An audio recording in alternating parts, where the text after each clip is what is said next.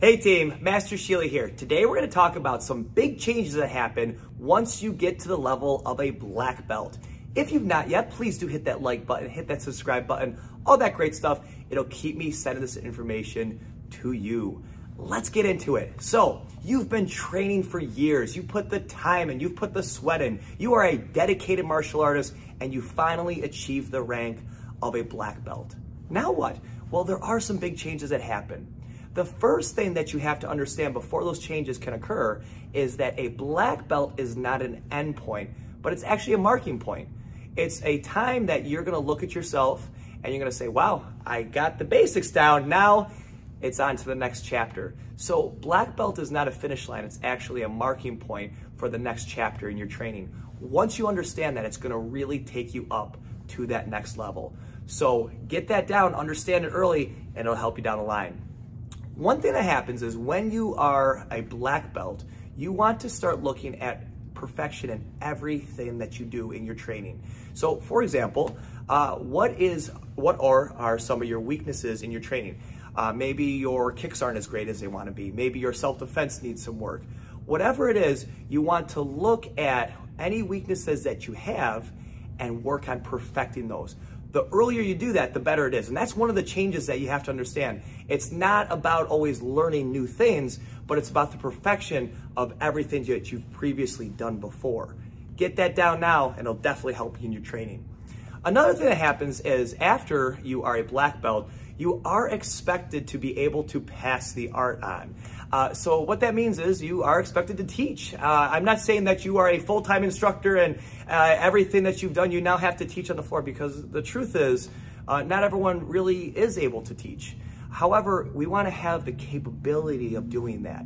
So for example, if there's a technique, can you pass it down to somebody that's a lower ranked than you? That's what I mean, right? If you can teach, if you can pass something down that way, it's gonna really help you because you're gonna understand the technique enough to pass it to somebody else. So that's what I really mean, is being able to teach maybe on a one-by-one basis. In our school, we always team up our higher belts with our lower belts, and because it really helps both, right? The lower belt are gonna learn from the higher belt, and the higher belt are really gonna reinforce everything that they already have done. So it really is that one hand washes the other hand.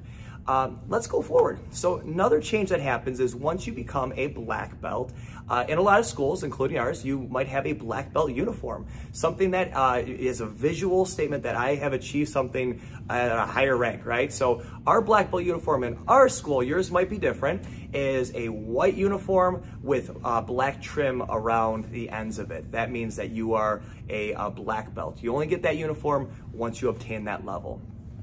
Next change that happens is one of the things that, and this is almost a really, really big one, is you are going to change your name, all right? So when you've been training for years and years and years, you are now a different person, right?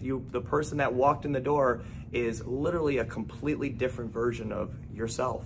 I've seen it so many times, and one of the ways that we actually make that happen and truly reflect that is we change the name. So you drop your first name and you go by your last name.